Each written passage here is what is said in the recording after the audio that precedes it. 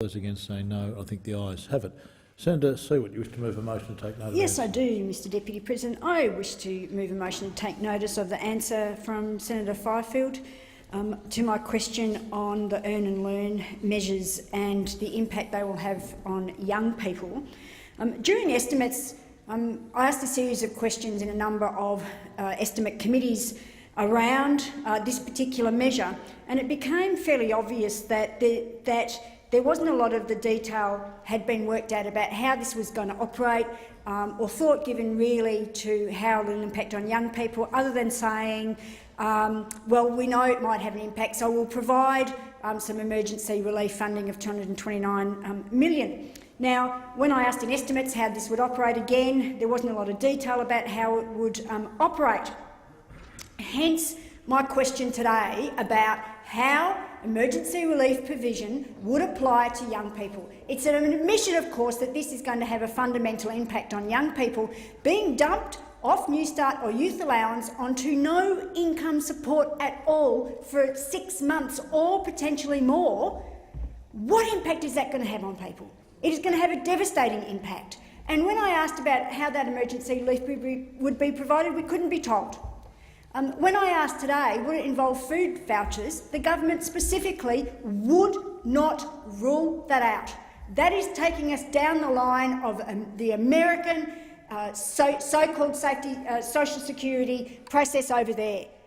Is that what this government is considering it? Because if they aren't, they should have taken the opportunity when I asked to explicitly rule that out. When I asked who would this apply to, the government again would not rule out that this could apply to pregnant women who are unemployed, who are more than 6 weeks before their due date. They would not rule it out. In other words, there is a potential that pregnant women, 6 months pregnant, could be put on Newstart nil payment. In other words, get no funding support, no income.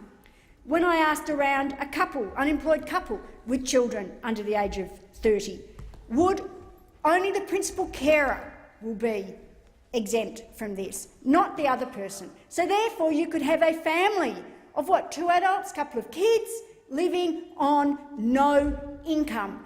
The government would not rule it out. When I asked how does somebody on no income is supposed to meet job service requirements of 40 job applications a month, how would they meet them? How do you meet 40 job applications when you have no money for phone calls, no money for transport, no money for a computer, making it, and even getting to the library is extremely difficult. Even buying a paper is extremely difficult when you have no money.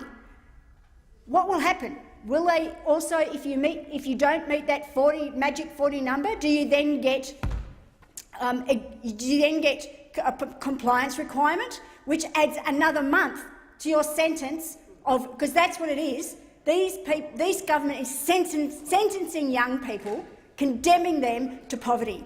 And if they miss these requirements, they will get another month on the no 6 months rule. That is appalling that we could even be considering meeting the budget requirement by condemning so-called budget crisis, by condemning these young people to no income support, and then potentially they'll have to go and ask for a food voucher. Emergency relief services around Australia are already under immense pressure. In my home state of Western Australia, in 2012, 20,000 requests for assistance were turned away. The government in this $229 million is budgeting for around 550,000 requests for assistance. Already our emergency relief services are overtaxed. How did they come up with the magic number of $229 million? Well, when we asked in estimates, there wasn't really a satisfactory answer other than, oh, we thought maybe $400 per person over the 4 years. For people living on no income support, that is a drop in the ocean. When I asked, how did you come up with the magic number of 6 months no income support, where's the evidence to support that as an incentive? There was no answer able to be provided because this is not based on evidence. It's appalling, cruel policy that condemns young people to lifelong consequences of the impact of living in poverty. Thank you, Senator Siewert. The question is the motion